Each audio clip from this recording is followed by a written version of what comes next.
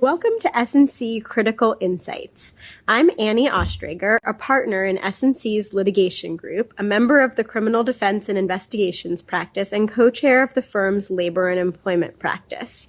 Today we're going to talk about the guidance recently issued by the DOJ on how it evaluates the design, implementation, and effective operation of corporate compliance programs in connection with considering a charging decision or the resolution of an enforcement action. With me to discuss this topic is Kate Doniger, who's a member of our litigation group. Hi, Kate. Hi, Annie. So let's dive right in. What does the new guidance say? Basically, the guidance elaborates on the criteria that prosecutors consider when evaluating corporate compliance programs to determine an appropriate criminal resolution, and it emphasizes certain elements of a compliance program that are important to the DOJ. But DOJ policy and the U.S. sentencing guidelines have directed federal prosecutors and judges to evaluate corporate compliance programs for years. So, Kate, what's really new here? So much of the substance is not new and is consistent with past guidance. So the Justice Manual's Principles of Federal Prosecution of Business Organizations provide that when prosecutors are deciding whether to bring criminal charges against a corporation, they should consider the adequacy and effectiveness of the corporation's compliance program at the time of the offense, as well as at the time of a charging decision, and the corporation's remedial efforts to implement an adequate and effective compliance program or to improve an existing one. And in October of last year, Assistant Attorney General Brian Benczkowski also released a memorandum to the Criminal Division regarding the selection of monitors. That memorandum requires prosecutors, in determining whether to impose a compliance monitor, to consider whether the corporation has made significant investments in and improvements to its corporate compliance program and internal control systems, and whether remedial improvements to the compliance program and internal controls have been tested to demonstrate that they would prevent or detect similar misconduct in the future. And under the U.S. sentencing guidelines, prosecutors should always be considering whether a corporation had an effective compliance program at the time of the misconduct as a mitigating factor in calculating a corporation's culpability score, which will in turn determine the potential fines the corporation must pay. One thing that is new is the scope of who's covered by the guidance. The previous version was authored by, and only binding on, the fraud section. The updated version extends the coverage of the guidance to the entire criminal division. It was written with input from multiple offices within the criminal division and adopts references to other criminal division documents. It also upgrades the status of the document to an official guidance document. The guidance elaborates on three fundamental questions that the Justice Manual already requires prosecutors to consider in evaluating corporate compliance programs. These questions ask, is the corporation's compliance program well designed? Is the program being applied earnestly and in good faith? Or, as the guidance puts it, is the program being implemented effectively? And does the corporation's compliance program work in practice? So basically, what's new is some additional detail concerning the factors that the DOJ considers in evaluating compliance programs for the purposes of determining an appropriate criminal resolution, including whether to impose a monitor and any associated monetary penalties. That's right, Kate, and the guidance is explicit that the criminal division doesn't use a rigid formula to evaluate compliance programs, but this is helpful guidance for companies in assessing the factors prosecutors are going to view as important in making individual decisions. The new guidance is structured thematically, which is also different than the prior version, which was structured as a list of 11 compliance topics and 46 subtopics with sample questions. So let's talk about the thematic elements in some more detail. The first directs prosecutors to ask whether a corporation's compliance program is well designed.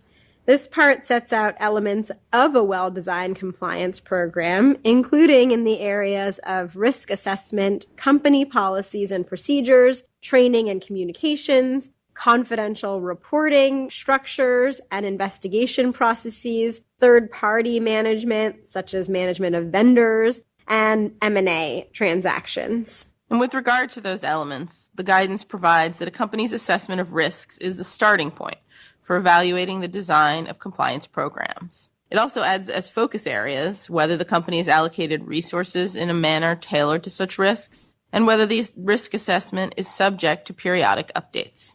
Regarding policies and procedures, the guidance directs prosecutors to first examine whether the company has a code of conduct that is accessible and applicable to all company employees. The guidance also adds comprehensiveness as a new criterion and states that prosecutors should ask about efforts a company made to monitor and implement policies and procedures that reflect and deal with the spectrum of risks it faces, including changes to the legal and regulatory landscapes. Additionally, under the criterion responsibility for operational integration, the guidance directs prosecutors to ask about specific ways that compliance policies and procedures are reinforced through the company's internal control systems. The guidance also considers appropriately tailored training and communications as a hallmark of a well-designed compliance program. It directs prosecutors to assess whether policies and procedures have been integrated into the organization through periodic training, and whether the company relayed information in a manner tailored to the audience's size, sophistication, or subject matter expertise. The guidance also adds evaluative questions for prosecutors, including whether supervisory employees received different or supplementary training, and whether training addressed lessons learned from prior compliance incidents.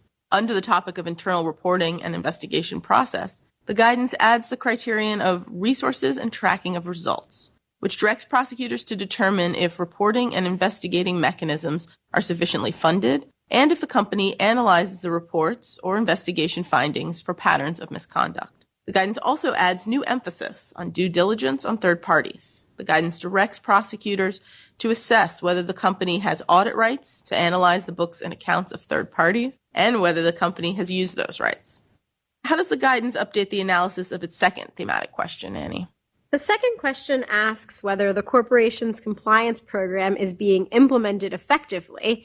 And actually, this gets at a lot of the themes that are really covered by the first theme that you just elaborated on, which also goes to whether policies and procedures are really being used by the company, made available to its employees, and carried out. The features of effective implementation include commitment by senior and middle management, autonomy and resources, and incentives and disciplinary measures. Again, all things that are meant to be guideposts to track whether a stated policy is actually being put into practice. And the new guidance expands on all of these topics. Regarding involvement of senior and middle management, the guidance emphasizes that prosecutors will evaluate the extent to which they've clearly articulated the company's ethical standards, conveyed and disseminated them in clear terms, and demonstrated that they adhere to those standards by example, and whether managers tolerated higher compliance risks when pursuing new business ventures or greater revenues.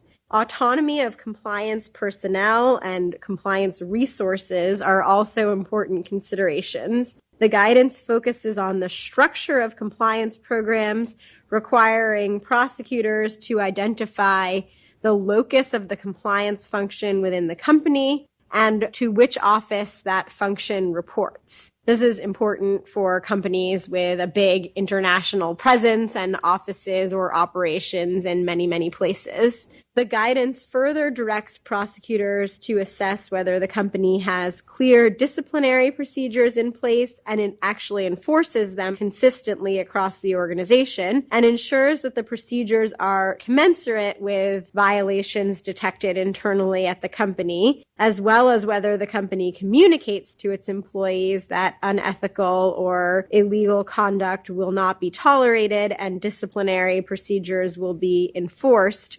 regardless of the seniority of the employee.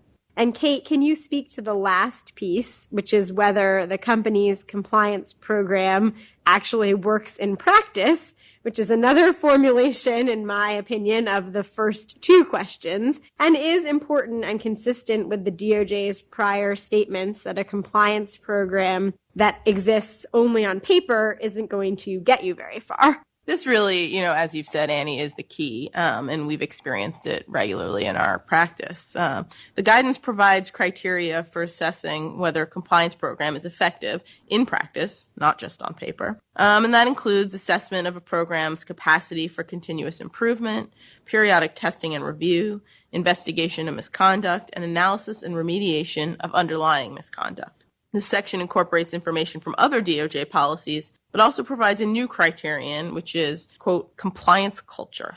In particular, guidance directs prosecutors to evaluate how the company measures its culture of compliance, whether the company seeks input from employees to determine if they perceive management's commitment to compliance, and what steps the company has taken in response to its assessment of its compliance culture. So in our opinion, the guidance doesn't include any major changes to DOJ policy regarding elements of corporate compliance programs, but it does provide the most detail to date on how the criminal division will evaluate compliance programs in their cases and what companies should be looking out for. Yeah, I agree with that, Annie. And in fact, Hui Chen, the former and first ever compliance counsel expert at the DOJ, recently wrote a Bloomberg article addressing the guidance, and she argues that companies should not obsess over the guidance.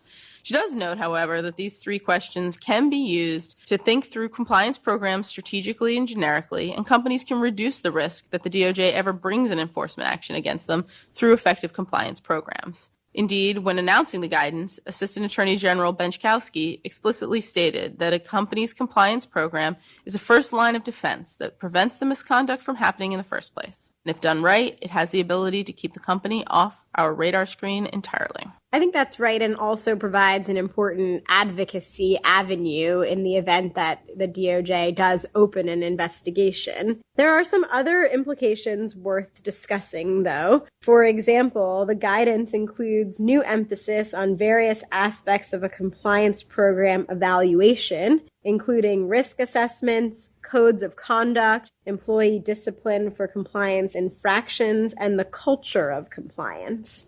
It's also worth noting that the CFTC Division of Enforcement issued its first public enforcement manual on May 8th. Like DOJ, the division also expressed a value of self-reporting, cooperation, and remediation by individuals and companies. Its enforcement advisory regarding cooperation factors notes, similar to DOJ guidance, that the CFTC Enforcement Division may take the company's culture into account when assessing cooperation credit. In a section on remediation, the advisory document also expresses the division's focus on whether the company implements controls, procedures, and oversight in order to reduce the likelihood that the misconduct at issue, similar misconduct, will recur in the future, and whether the company disciplines employees responsible for any misconduct. Yes, no question the CFTC is paying attention to these issues, and the SEC, we know from our own practice, would apply similar types of metrics in evaluating compliance programs and in considering appropriate enforcement action. The guidance also reframes one of the fundamental questions included in the Justice Manual. Instead of asking whether the compliance program is applied earnestly and in good faith, prosecutors, according to the guidance, will now ask whether a compliance program is implemented effectively. And the change in words is interesting, and this rephrasing might signal that the criminal division will shift its focus from a more subjective assessment of the company's good faith to a more objective inquiry into whether the company has implemented its compliance program effectively.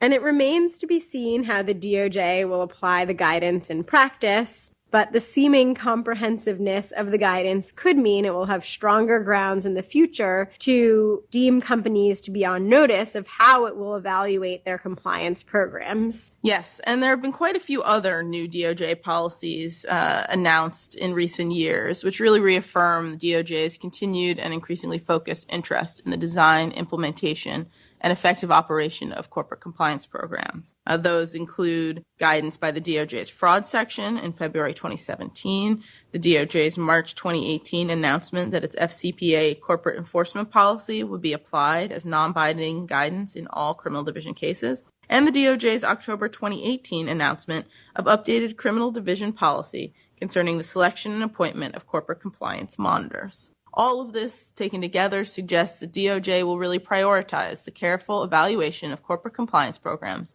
as it determines the nature and form of any criminal resolution and associated penalties. Yes, and we're seeing some of this already in practice, too. At the end of April, right before the updated guidance was released, the DOJ entered into 2 deferred prosecution agreements that illustrate the importance of compliance programs to the DOJ. Both include provisions pursuant to which the companies specifically agreed to conduct reviews of their compliance controls, policies, and procedures, and agreed to modify compliance programs where necessary and appropriate. And both those DPAs incorporate the topics set out in the new guidance. When discussing the degree of the company's culpability, for example, the DPAs note that the companies enhance their compliance programs.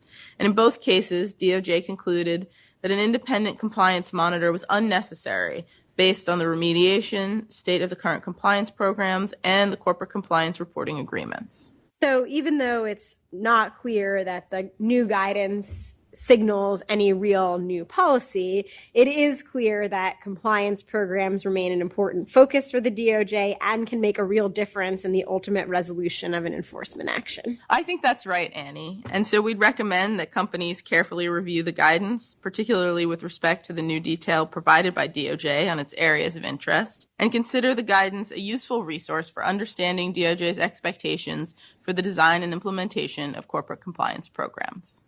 Thanks, Kate, and thank you for listening. For more information about our practice, please visit us on the web at www.sulcrom.com.